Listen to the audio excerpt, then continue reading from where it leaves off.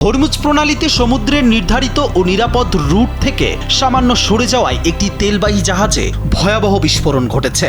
ইরানের রাষ্ট্রীয় গণমাধ্যম তাসনিম ও মেহের নিউজ এজেন্সির খবর অনুযায়ী সাগরের নিচে পুঁতে রাখা একটি শক্তিশালী নৌমাইনে ধাক্কা লেগেই এই বিস্ফোরণ ঘটে। গত ফেব্রুয়ারি থেকে যুক্তরাষ্ট্র ও ইসরায়েলের যৌথ অভিযানের পর হরমুজ প্রণালীর বিশাল অংশে মাইন বিছিয়ে রেখেছে ইরান। পূর্ব সতর্কতা অমান্য করে জাহাজটি নির্দিষ্ট রুট থেকে সরে গেলে এই দুর্ঘটনা ঘটে।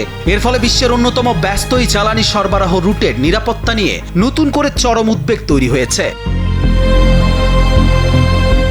এখন পর্যন্ত ক্ষতিগ্রস্ত ট্যাঙ্কারটির নাম, এটি কোন দেশের পতাকা বহন করছিল কিংবা ক্রুদের হতাহতের কোনো সুনির্দিষ্ট তথ্য আনুষ্ঠানিকভাবে প্রকাশ করেনি ইরান। তবে এই ঘটনার পেছনে চলমান ভূ রাজনৈতিক সংঘাত বড় ভূমিকা রাখছে। ইরানের ইসলামিক রেভলিউশনারি গার্ড কর্পস সম্প্রতি কড়া হুঁশিয়ারি দিয়েছিল যে তাদের সমন্বয় ছাড়া এবং নির্ধারিত জলপথ এড়িয়ে চললে যে কোনো বাণিজ্যিক জাহাজকে এমন ভয়াবহ পরিণতি ভোগ করতে হবে।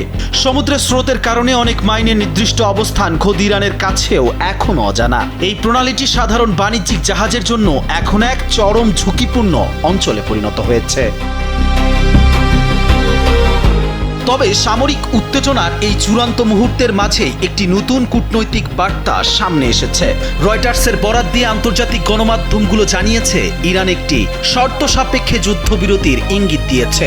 এক শীর্ষ ইরানি কর্মকর্তা জানিয়েছেন, যুক্তরাষ্ট্র যদি তাদের টানা 13 রাতের বিমান হামলা স্থগিত রাখে তবে ইরানও তাদের পাল্টা সামরিক অভিযান থামিয়ে দিতে প্রস্তুত। যদিও বিশ্লেষকদের মতে দুই পক্ষের এই সাময়িক বিরতিকে স্থায়ী কোনো সমাধানের চেয়ে কৌশলগত পদক্ষেপ হিসেবেই বেশি দেখা হচ্ছে।